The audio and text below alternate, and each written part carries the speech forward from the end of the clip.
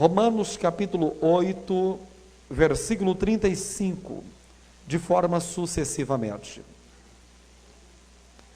A criança que ficar mais comportada, no término do trabalho, vão ganhar balinha. É só procurar o pastor Paulo. É melhor procurar o nosso vereador, né? O vereador está ganhando bem na cidade de Turvânia. Então procura o nosso vereador no final.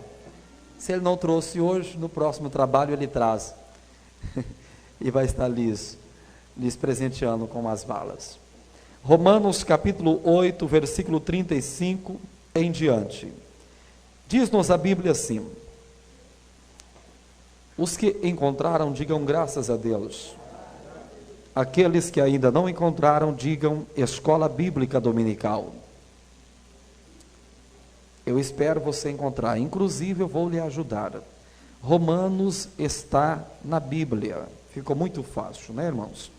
Romanos está no Novo Testamentário, Mateus, Marcos, Lucas, João, Atos, Romanos. Capítulo 8, versículo 35, nos diz assim: quem nos separará do amor de Cristo? É uma pergunta. A tribulação, ou a angústia, ou a perseguição, ou a fome, ou a nudez. O original aqui diz falta de roupa, ou veste alguma, ou perigo, ou a espada. Como está escrito, por amor de ti somos entregues à morte todo dia. Fomos reputados como ovelhas para o matadouro. Mas em todas estas coisas somos mais do que vencedores por aquele que nos amou. Diga para a pessoa que está do seu lado, por favor, diga para ele, diga para ela, confraternizando: nós não somos vencedores. Nós somos mais que vencedores. Diga com mais vida: nós somos mais que vencedores. Coloca a tua mão no teu coração, por favor. Aqueles que assim puderam fazer, faça com muita liberdade, por favor. Fecha os teus olhos. Pai das luzes, eterno, fiel, justo e verdadeiro, eu reconheço a minha pequenez, reconheço que não posso, não sou, não faço, mas tu podes, tu és, tu fazes. Pai, venha se fazer presente neste lugar mais uma vez, como sempre o Senhor tem feito presente, realizando teus feitos, realizando prodígios, milagres e maravilhas. Pai, em nome do Senhor Jesus, eu lhe peço, venha acalentar, confortar esses corações, fale conosco, meu Deus, através da tua bendita, tua preciosa palavra, em nome do Senhor Jesus, em nome de Jesus, amém e graças a Deus. Os que podem tomar assentos, tomai assentos, por favor. Assentai tão somente o corpo físico, a alma e o espírito permaneçam em pé. Qual foi o livro que nós lemos? Romanos, capítulo, versículo 35 em diante. É verdade, nós lemos Romanos, capítulo 8, versículo 35 em diante. Romanos é a carta mais teológica do apóstolo Paulo. Romanos é a carta mais extensa do apóstolo Paulo. Romanos é também a carta mais eficaz do apóstolo Paulo. Quando Paulo escreve a carta aos Romanos, carta ou epístola, como você quiser a ter como melhor, pois Romanos é a carta, Romanos também é a epístola. Quando ele escreve Romanos, ele não estava em Roma. Quando o apóstolo Paulo escreve esta carta aos irmãos que se encontravam em Roma, o apóstolo Paulo estava exatamente em Corinto, na residência de Gaio, e tinha como seu auxiliar um moço chamado Tércio. Quando o apóstolo Paulo escreve aos Romanos, ele escreveu esta carta, esta epístola, exatamente no ano 57 depois de Cristo. Tem aí um grande mistério espiritual nas palavras do apóstolo Paulo. Preste bem atenção, prometo para vocês que eu não serei extenso em minhas palavras, mas eu preciso, como mais do que nunca, da atenção dos nossos irmãos e das pessoas amigas que aqui se faz presente, pois Deus tem uma palavra para o meu, para o teu, para os nossos corações. O apóstolo Paulo aí está ou estava como um vidente espiritual. Pastor Eliseu Gomes, espera lá, vidente não é coisa de Deus. Paulo não estava aí como vidente. Sim, senhor, sim, senhora. Paulo aí está como um vidente espiritual. A palavra vidente, meus senhores e minhas senhoras, pessoas amigas que aqui se fazem presente, no original significa e quer dizer pastor, sacerdote, profeta. E o apóstolo Paulo aí está como um vidente espiritual, pois quando ele profere estas palavras no ano 57 depois de Cristo, até parece que ele estava prevendo com exatidão acontecimentos futuros. O apóstolo Paulo expressou palavras, ele mencionou alguns problemas, algumas adversidades que poderia nocautear qualquer ser vivente na terra dos viventes. Ele menciona problemas, peste, guerra, aflição, perseguição, nudez, o perigo, a espada. Ele menciona uma série de fatores, aleluia. Quando o apóstolo Paulo escreve a carta aos Romanos, ele a escreve com propósito, com objetivos. Mas, pera lá, pastor Eliseu, como assim? Com propósitos e objetivos. Quando eu lhes falo sobre propósito nesse texto bíblico, logo então nós nos deparamos com o caráter cristocêntrico de Deus, porque todas as vezes, quando Deus o Senhor opera na vida de um filho seu, na vida do ser humano, Deus sempre trabalha em cima de propósitos, em cima de objetivos. É fácil você, nós entendermos estes propósitos de Deus. É só você voltar a fita um pouco antes lá atrás, ainda que isso não é muito aprazível, nós termos que ficar lembrando do nosso passado, até porque o próprio Cristo ressurreto, Ele mesmo disse: eu não lembro do teu passado, o teu passado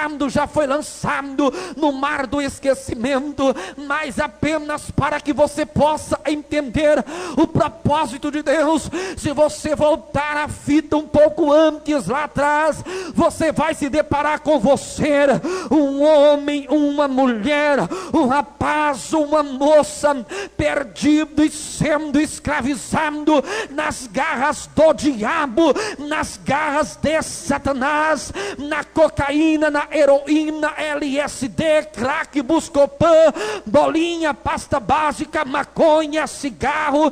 Você vai se deparar com você perdido, viciado no 51, na discoteca, na prostituição, mas um dia você teve um encontro com o Eterno, Ele deu um banho com o sangue do Cordeiro, você teve uma vida mudada, transformada, regenerada pelo poder de Deus. Hoje eu, você, nós somos um novo homem, uma nova mulher, uma nova criatura na pessoa bendita de Jesus Cristo Nazareno. Só quem já experimentou essa transformação, joga a mãozinha santa para o céu. Comandar a sumandai, ai, ai, ai, meu Deus do céu. Adore o Eterno. Ele te trouxe aqui esta noite para que você viesse o adorar. Melhora só mais um pouquinho o som, dá um pouquinho mais de som, só mais um pouquinho. Você veio aqui para o adorar. Você sabe qual é o teu nome no original? Pastor Eliseu, meu nome é Pedro, Tiago, João, Maria, Josefina. No original, nosso nome, o homem, é o antropos. E o antropos no original é e significa aquele que olha para o alto, aquele que olha para cima para adorar a Deus. Deus nos fez exclusivamente para isso, para que nós viéssemos o adorar. Você não diz glória a Deus e aleluia pelo motivo que, ou pelo fato que o cantor pediu, ou o pregador pediu. Irmão, joga a mão para o céu e dê glória a Deus. Não, não é para isso. Você dá glória a Deus, você glorifica ao Senhor, porque é o seu dever, é o seu papel. Ele nos fez exclusivamente para isso, para que nós viéssemos o adorar. E você tem motivos de sobra para isso, para estar adorando a Ele. Quer saber por quê? Dá uma olhadinha para a sua direita, por favor. Olhou para a sua direita? Está faltando alguma coisa aí em você? Olha para a sua esquerda. Quebrou ou está faltando alguma coisa à esquerda? Sabe por que não está faltando? É porque pode 1000 demônios cair à tua direita e 10.000 demônios à tua esquerda, mas tu não serás atingido. Então adore a Ele. Sabe por que nós devemos o adorar? Porque mais uma vez nós passamos por momentos difíceis, por um dia atribulado, muito corrido, mas nós superamos e vencemos, e aqui estamos nessa. Então adore a Ele. Sabe por que você deve o adorar? Quando foi para você ser gerado na tua existência, muitos quiseram tomar o seu lugar, muitos quiseram tomar a sua frente, mas o sopro de vida veio e soprou, deu uma força espiritual para você. Você venceu mesmo dentro do ventre. Isso significa que você nasceu para vencer. Você nasceu com um propósito e objetivo. Do contrário, você não estaria aqui. Mesmo no ventre há uma batalha travada. E quando você vence aquela batalha, isso significa que há um propósito na minha, na tua, na nossa vida. Escute, até animais quando nascem com propósitos. A vaca, como nós sabemos, existe um mistério, come capim verdinho, mas o leite não é verdinho. Até os animais nascem com propósito. Do leite que nós ali extraímos, fazemos tantas coisas, queijo, requeijão, enfim, inúmeras coisas, doces, nasce com propósito, sem contar com uma carne dela, que é uma carne saborosa. Agora imagina um ser humano, nascemos com um propósito maior ainda. Deus não chamou eu, você, nós, para que viéssemos ser um perdedor, para ficarmos cabisbaixo, desanimado, abatido, aflito, um capenga na fé. 1000 vezes não. Ele chamou você, meu santo e minha santa, meu senhor e minha senhora, para ser mais do que vencedor. Mas pois bem, já que Paulo escreve a carta, a epístola aos Romanos com um propósito, qual seria este propósito? O primeiro propósito do apóstolo Paulo era que esta carta, quando viesse a chegar nas mãos dos nossos irmãos que se encontravam, que estavam em Roma, que ela viesse chegar como uma espécie de uma injeção de ânimo, para que ela viesse trazer ânimo para os desanimados. O que estava acontecendo, meu santo e minha santa, meu senhor e minha senhora? Havia um certo monopólio. Monopólio, eu falo sobre um grupo, seja ele pequeno ou grande, um grupo de pessoas, E esse grupo de pessoas estavam um tanto que duvidosos acerca da eficácia do Evangelho de nosso Senhor e Salvador Jesus Cristo. Eles estavam um tanto que duvidosos acerca da teologia paulina do apóstolo Paulo, e eles estavam de uma certa forma conseguindo desanimar os demais irmãos dentro da congregação. O Cristo ressurreto nos diz que um pouquinho de fermento eleveda toda a massa.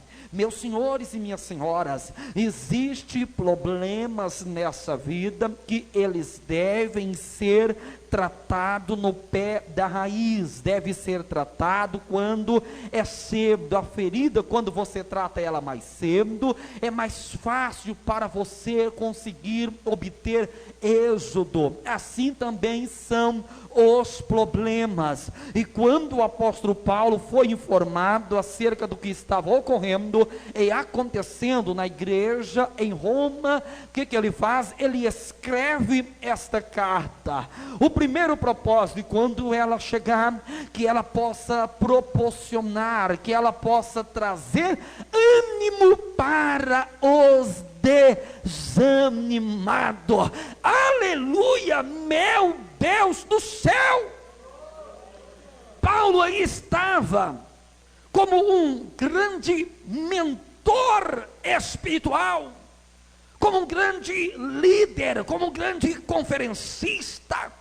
Ele recebe aí métodos do coração de Deus para ser aplicado na vida dos nossos irmãos que se encontravam em Roma. Difere ou diferente do que dizem os nossos irmãos, que eu os respeito muito, nossos irmãos católicos, que afirmam enfaticamente que a igreja em Roma foi fundada por Pedro, e que Pedro foi o primeiro papa da igreja.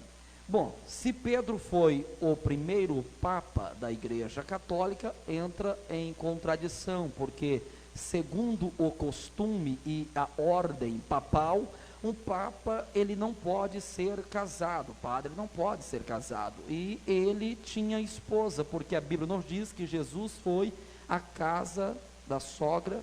Se ele tinha sogra, tinha esposa. Não tem como ter sogra se não tem uma esposa, não tem uma mulher. Se ele tinha sogra, então automaticamente isso nos faz entender que ele tinha uma esposa. Não se sabe ao certo quem foi que fundou, quem foi que criou a igreja aos romanos. Existe teoria, todavia teoria é teoria. Alguns que afirmam que foram por prosélitos ou novos convertidos que se encontravam no dia de Pentecoste. Outros afirmam que foi por novos convertidos da Macedônia. Outros afirmam que foi por Priscila ou Áquila. Nós não sabemos ao certo, mas enfim, seja lá quem foi, o certo é que nós podemos extrair lições maravilhosas que, se forem aplicadas na nossa vida, eu lhes garanto uma coisa, e nisso eu tenho muita certeza: Deus fará de mim, de você, de nós, titãs espirituais, gigantes espirituais, pronto para vencermos os muros, as muralhas, os impérios e as adversidades da vida, em nome do Senhor Jesus. Trazer ânimo para aqueles que estavam desanimados. Eu não estava pregando, vamos começar a pregar agora. Diga comigo assim, por favor: os principais, ou as principais características de um grande vencedor. Com mais vida, as principais características de um grande vencedor.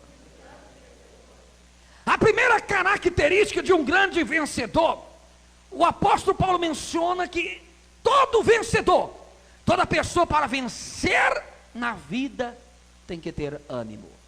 Aí Jesus, o Cristo ressurreto, ele cumprimenta as palavras de Paulo. Jesus diz assim: no mundo tereis aflições, mas tende desânimo, porque através do desânimo vocês vão vencer o mundo. Foi isso? Então ajude o pregador, vamos lá. No mundo tereis, e quando essas aflições vier, vocês devem ter tende bom ânimo, tende bom ânimo.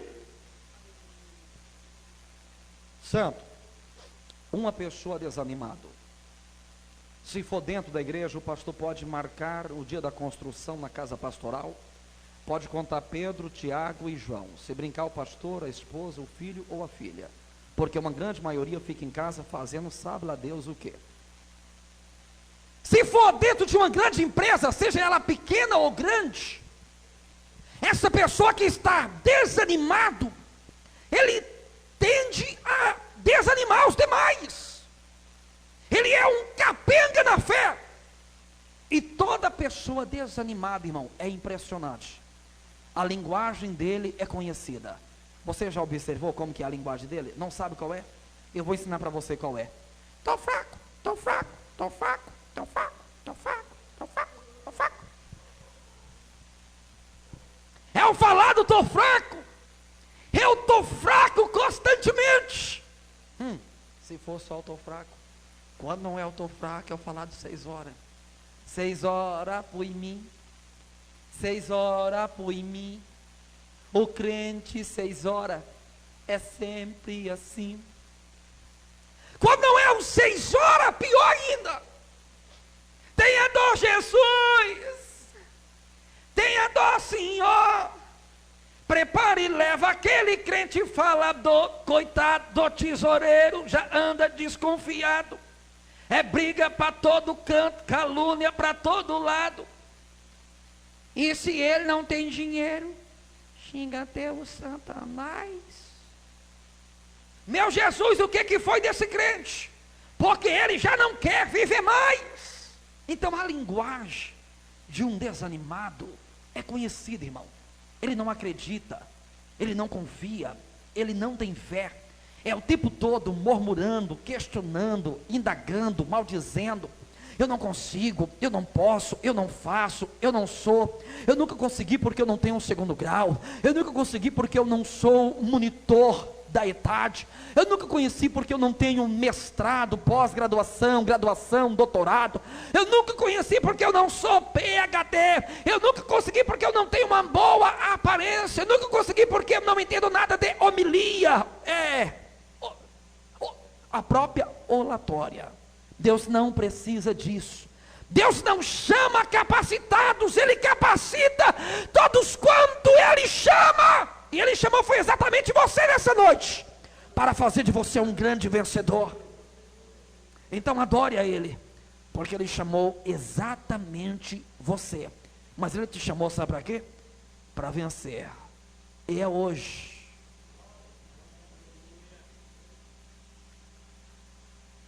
O primeiro propósito e a primeira característica de um grande vencedor é preciso ter ânimo. Você se lembra de Números, capítulo 13, o versículo 6 em diante, 13 e 14, quando o Senhor Deus fizeram uma grande promessa a Moisés, dizendo que o povo iria herdar a terra prometida.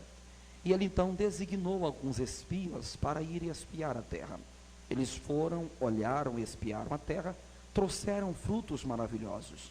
Quando eles chegaram, então Moisés lhes fez a seguinte pergunta: como que é a terra? Procede mesmo que Deus dissera outra hora? A terra realmente é boa? É uma terra fecunda? É uma terra que mana leite e mel? E eles responderam dizendo: sim, realmente a terra é boa, mas tem um porém. Esses mais sempre é delicadíssimo e muito complicado. Você já se deparou em situação quando o nosso líder, o nosso pastor às vezes faz a seguinte pergunta: como que é aquele obreiro? Olha, pastor, o obreiro é uma pessoa excelente, mas não queira nem saber o mais. Como que é aquela irmã do ciclo de oração? Pastor, pois é, a novata tem que é uma benção, mas Como que é aquele político, fulano de tal, vereador, prefeito, enfim, deputado? Olha, até que é uma benção, mas não queira saber os mais. Quando Deus o chamou, Ele não perguntou pelos mais. Ele não perguntou quais eram as suas anomalias. Como é que você estava? Quando Davi inquiriu a pergunta para Zilba, ele apenas perguntou: resta ainda alguém da casa de Saul? Davi não perguntou, ele está aleijado, ele é pobre, ele é branco, preto, rico. Como que ele é? Ele apenas perguntou: há ainda alguém para que eu possa usar de compaixão, de misericórdia com esta pessoa? Da mesma forma, Deus não está perguntando se você matou, roubou, destruiu, adulterou, prostituiu. Deus não quer saber acerca do seu passado. Ele está perguntando apenas se há alguém nesta noite com um coração voluntário, disposto a servi-lo com fidelidade e com sinceridade. Alguém que possa entregar sem reserva nas mãos do Eterno e deixar Ele atuar na sua vida e fazer de você um homem e uma mulher de Deus, cheia do seu poder, cheia da sua graça. Deus não quer saber quem você foi, o que você fez, quais foram os teus erros. Ele quer saber se você quer o seu poder, se você quer aceitá-lo, a sua grandeza, a sua graça, a sua soberania, e aceitá-lo, ele atuar na sua vida. É isso que ele está perguntando. Aí quando Moisés pergunta como é, ele diz: olha, a terra é boa, mas tem um porém. Qual é o porém? Os filhos de Anak, os amalequitas, possuem a terra, são gigantes, fortes, inumeráveis, são como areias do mar, são como gafanhotos do inferno. Escute, olha o mistério. Josué e Caleb estavam perante a congregação, quando eles ouviram aquelas palavras, e tem palavras, pastor, tem línguas que mata, línguas que fere e línguas que destrói. Tem muitas línguas por aí destruindo relacionamentos, destruindo o casamento, destruindo a vida profissional da pessoa destruindo. A Bíblia nos diz que a língua é um simples membro, mas ela pode levar, conduzir a nossa alma para o inferno, se nós não soubermos como dominar este simples membro. E quando Josué e Caleb viu que os espias estavam inflamando a congregação, causando um grande desânimo na vida, no coração do povo, eles então levantaram perante a congregação e disse assim: calai-vos. É verdade, os filhos de Anak possuem a terra, os amalequitas são fortes, são grandes, são inumeráveis, mas nós não andamos, não vivemos por vista, vivemos por fé em cima de uma grande promessa. Fiel é Deus em suas promessas, fiel é Deus, fiel é Deus. Pode ter gigante, pode ser muitos, pode ser fortes, mas mais forte é o nosso Deus. Com eles está o braço de carne, mas conosco está o braço de Yahvé, conosco está o braço do Yeshua HaMashiach Menat Zaremde Elmerama Ramimni de Desaquenu, aquele que venceu, aquele que aquele que opera, está em nosso meio nessa noite. Se é para ele, adore mais forte, porque ele merece. Existe males que tem que ser tratado assim, pastor,